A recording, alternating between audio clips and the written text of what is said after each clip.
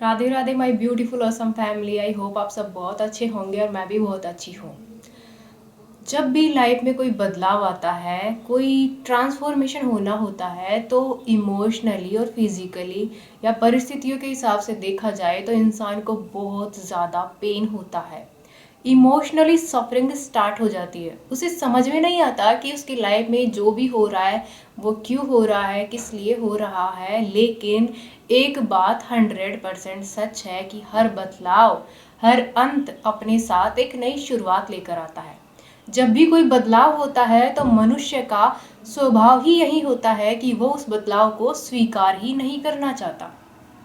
कोई भी ट्रांसफॉर्मेशन उसकी लाइफ का होना होता है, चाहे वो स्पिरिचुअली हो, चाहे वो फिजिकली हो या मेंटली हो, किसी भी तरह से किसी इंसान का या हमारी लाइफ में जब ट्रांसफॉर्मेशन होना होता है तो मनुष्य के स्वाभाविक तौर पर कोई भी इंसान उसे स्वीकार नहीं करता।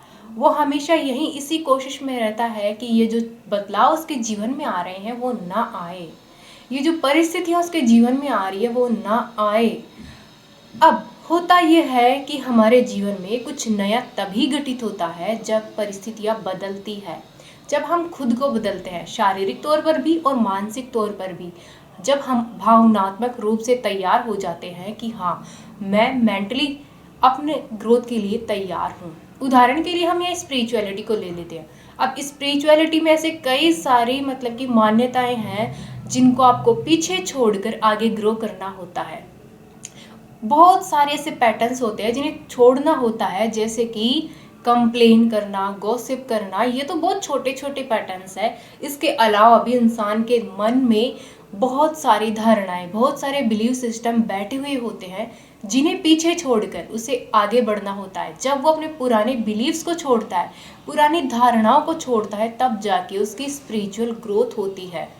अगर वो उन्हीं पुरानी धारणाओं पर अटका रहेगा तो स्पिरिचुअली ग्रो नहीं कर पाएगा, वो आगे कुछ नया एक्सपीरियंस नहीं कर पाएगा। और स्पिरिचुअलिटी में जो सबसे पहली चीज़ हमें मिलती है वो है मेंटल पीस, तो वो उस मेंटल पीस को भी एक्सपीरियंस नहीं कर पाएगा। इसीलिए पुराने बिलीफ सिस्टम को छोड़कर स्पिरिचुअलिटी में ग्रो किया जाता है। लेकिन क्या होता है, जब बदलाव आ रहा होता है तो हम उसे रजिस्ट कर रहे होते हैं, हम बार बार बोल रहे होते हैं कि मैं नहीं चाहता कि ये चेंज आए, ये बदलाव आए। लेकिन आप चाहें या ना चाहे, परिस्थितियां बदलना, जीवन में बदलाव आते रहना प्रकृति का एक नियम है और हम उस नियम को नहीं बदल सकते। यहाँ पर आप सबसे बड़ी लर्निंग नेचर से ही ले लीजिए। ये नियम प्रकृति का है कि बदलाव तो आना ही है, तो फिर इस बदलाव की सीख आप प्रकृति से ही ले लीजिए। थोड़ी ही देर पहले मैं अपने घर के बाहर जो कि एक पेड़ है उसे देख रही थी। उस पेड़ पर पुराने पत्ते और नए पत्ते दोनों का कॉम्बिनेशन है। कुछ ऐसा ही हम भी परिस्थिति के बीच में फंसे हुए होते हैं। लाइक कि एक तरफ नई परिस्थिति, नए चेंजेस हमारे जीवन में आ रहे होते हैं और दूसरी तरफ हम पुरानी परिस्थिति को, पुराने बिलीव्स को पकड़ कर बैठे होते हैं कि नहीं, मैं इसे छोड़ूंगा नहीं, मेरी लाइफ में ये नहीं होना चाहिए। लेकिन जब मैंने उस पेड़ को देखा कि पुराने पत्ते भी उस पर है और नए पत्ते भी उस पर हैं, धीरे धीरे पुराने पत्ते गिर रहे हैं और नए पत्ते आ रहे हैं। अब अगर वो प्रकृति, वो पेड़ इस बात के लिए इनकार कर दे कि नहीं, मैं अपने पुराने पत्ते नहीं छोड़ूंगा और फिर मुझे नए पत्ते भी चाहिए, तो क्या ये पॉसिबल है? अगर पुराने पत्ते गिरेंगे नहीं तो नए पत्ते, नई कोपल उस पेड़ में आएगी ही कैसे? नया जीवन, नई शक्ति उसे कैसे मिलेगी?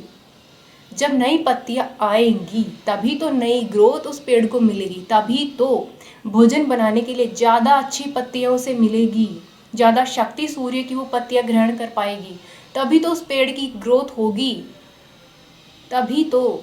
लेकिन अगर वो पेड़ ये बोले कि नहीं, मैं अपने पुराने पत्ते नहीं गिराऊंगा, मुझे पुराने पत्ते भी रखने हैं, नई पत्तियां भी चाहिए, तो क्या ऐसा पॉसिबल है? क्या ऐसा पॉसिबल है? नहीं ना। और अगर नई पत्तियां भी आ रही हो, पुराने पत्ते भी है, और वो एक कॉन्फ्लिक्ट उस पेड़ में चलता रहे कि नहीं, मैं इन पत्तियों को नहीं गिरने देना चाहता, नहीं गिरने देना चाहता, तो कितनी इमोशनल सफरिंग हो जाएगी। लेकिन नेचर एक प्रोसेस के साथ धीरे धीरे बसंत ऋतु में अपने पत्ते गिराती जाती है, पेड़ अपने पत्ते गिराता जाता है, गिराता जाता है, और धीरे धीरे एक तरफ उसके वो जो डालियाँ खाली होती है उस पर नए पत्ते आते जाते हैं। इट मीन्स कि एक तरफ पुरानी पत्तियों का अंत हो रहा है और एक तरफ नई पत्तियां आ रही है। अतः अस्ति प्रारंभ, यानी कि जहां अंत हो रहा है वहां एक नई शुरुआत भी हो रही होती है। सेम ऐसा ही हमारी लाइफ में भी है। पुरानी परिस्थिति जा रही होती है, पुराने कुछ ऐसे लोग होते हैं हमारी लाइफ में जो हमारे लिए सही नहीं है, वो जा रहे होते हैं, तभी तो नए पॉजिटिव लोगों के आने की जगह हमारी लाइफ में बनेगी।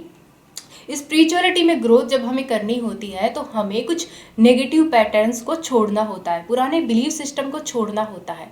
जब हम पुराने बिलीफ सिस्टम को छोड़ते हैं, उन्हें अपने मेंटल लेवल से, अपने सबकॉन्शियस से रिलीज करते हैं, तो वो स्पेस खाली होता है और उस खाली स्पेस में फिर पॉजिटिविटी अट्रैक्ट होती है, हमारी स्पिरिचुअल ग्रोथ वहाँ से होना शुरू होती है।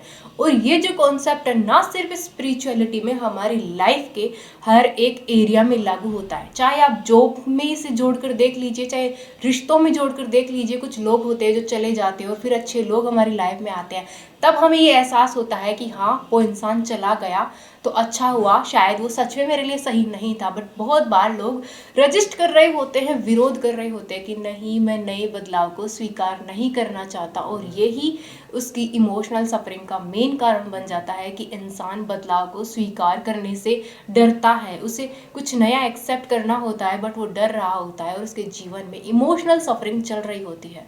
सो आई होप दोस्तों आपको यहाँ पर ये एक प्यारा सा कॉन्सेप्ट समझ में आया होगा कि हमें पुराने को छोड़कर नए को एक्सेप्ट करना चाहिए। अगर बदलाव आ रहा है तो हमें मेंटली लेवल पर उसके लिए प्रिपेयर होना चाहिए। हमें अपने आप को बोलना चाहिए कि ऑल इज़ वेल, जो हो रहा है मेरे अच्छे के लिए हो रहा है। आप इसे ट्राई करिए, इस रूल को अपनी लाइफ में लागू करिए और फिर देखिए कि परिस्थिति अगर बदल भी रही है, बदलाव लाइफ में आ भी रहे हैं, तो आपके लिए उसी परिस्थिति में रहना कितना आसान हो जाएगा। आप हर एक परिस्थिति को आई विटनेस की तरह देखेंगे और ईजिली उसे मेंटली और इमोशनली लेवल पर एक्सेप्ट भी करेंगे और नए बदलाव को बहुत ईजिली एक्सेप्ट कर लेंगे आप। सो आई होप आप बहुत अच्छे से इस बात को समझे होंगे और नेचर के साथ मैंने बहुत ब्यूटीफुली से समझाया है। और मिलती हूँ मैं आपसे अगले वीडियो में, तब तक के लिए राधे राधे, धन्यवाद।